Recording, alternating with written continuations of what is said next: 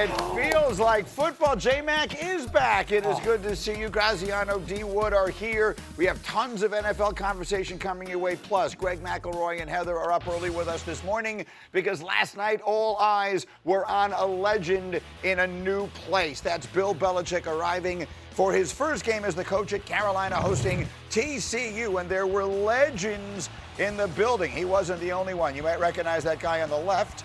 And that's Roy Williams, and that's Lawrence Taylor. And the first drive could not have started better. J-Mac, they went right down the field. Right down the field, and you were like, oh my goodness, Bill Belichick is going to be the greatest college football coach ever as well? Oh, another Jordan in the house there with Randy Moss. And we've now concluded the watchable portion of the evening from a North Carolina standpoint. Everything then went the other way. That's Jordan Dwyer with a touchdown to tie the game at 7.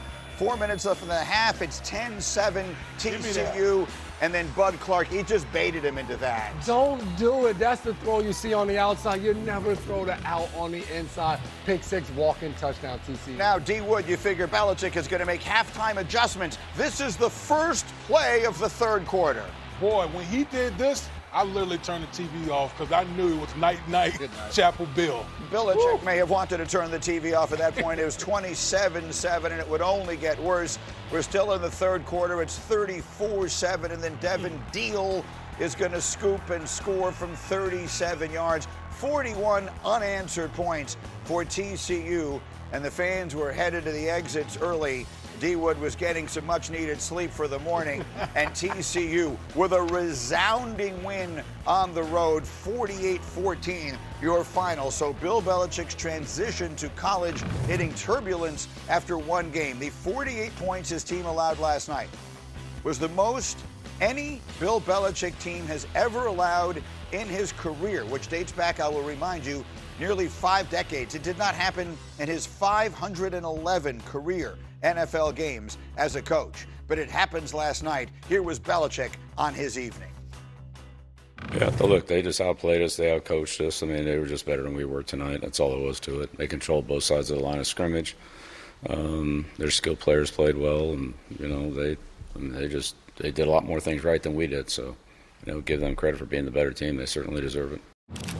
All right, it was startling, obviously, in so many ways because you expect Bill Belichick to do things that maybe are almost impossible to do. And, Heather, that may be why you were not at all stunned by what we saw last night.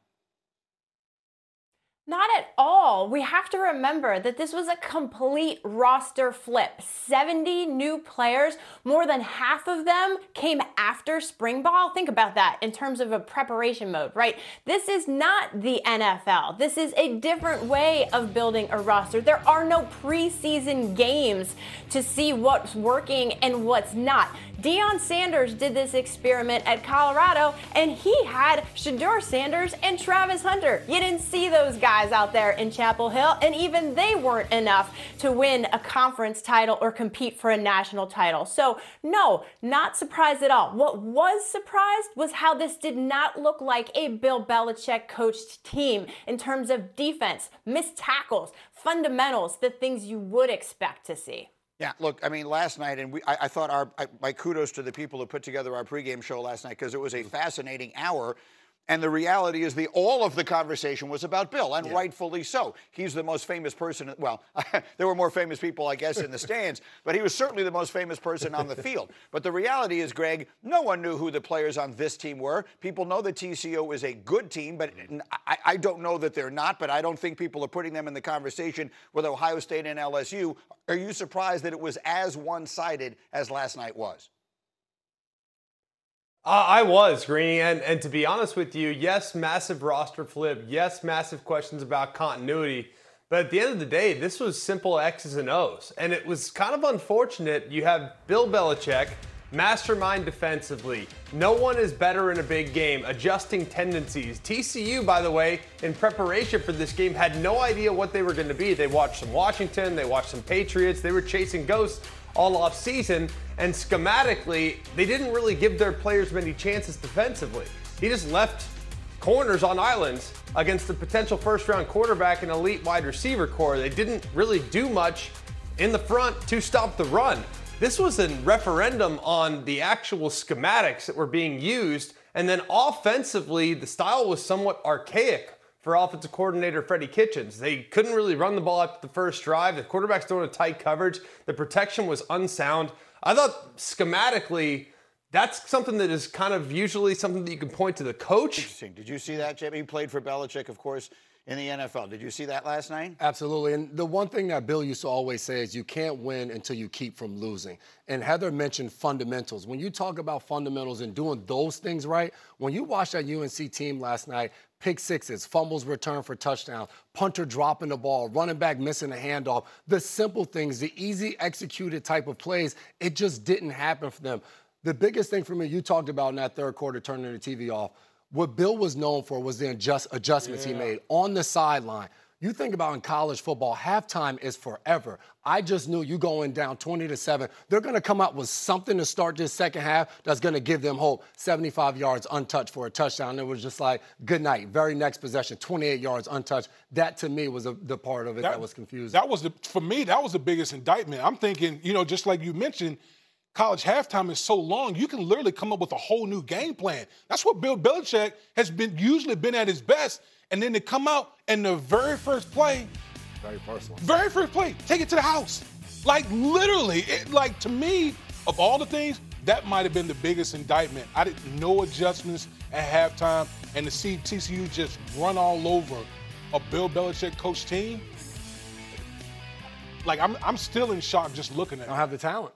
That to me was the thing. Look, I'm not an expert in football, and I'm not. I don't know these rosters up and down. But watching the television last night, it was evident. It looked like TCU had more players on the field on almost every snap than Carolina did, regardless of which team had the ball. And that's obviously a bad sign. And I don't know how much of that is coaching and not. Graziano, we were having this conversation upstairs, and I think it's an interesting one because people will ask, what does this mean? What could it mean for the legacy of Bill Belichick? And I think you had an interesting response. Yeah, look, obviously it's one game. It has to get better. But the reason it has to get better is because I think this is what he's going to do. I don't think he's marking time before he gets back into the NFL. It seems to me the NFL has moved on. You don't really hear a lot about Belichick, and there aren't really a lot of his people still around the league. Most of them are in college, right? Bill O'Brien's at Boston College. Joe Judge has got Matt Patricia at Ohio State. So this sort of has to work. And if it doesn't, you do start to wonder, especially if it goes as poorly as last night. Like if it's a disaster, which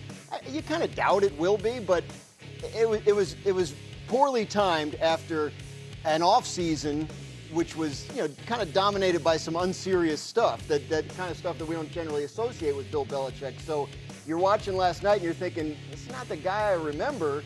It's going to have to turn around pretty quick if he wants to make his mark in this in his new field. What you weren't able to see in that Bill Belichick soundbite that we played for you because our camera shot was appropriately tight is that he was surrounded by these Carolina blue balloons, which was about the un-Belichickiest thing you could ever possibly envision. Go online and find it. We'll find a shot of it and get it for you. I mean, it almost looked like he was standing up there getting married, and the way he was sort of surrounded by these balloons.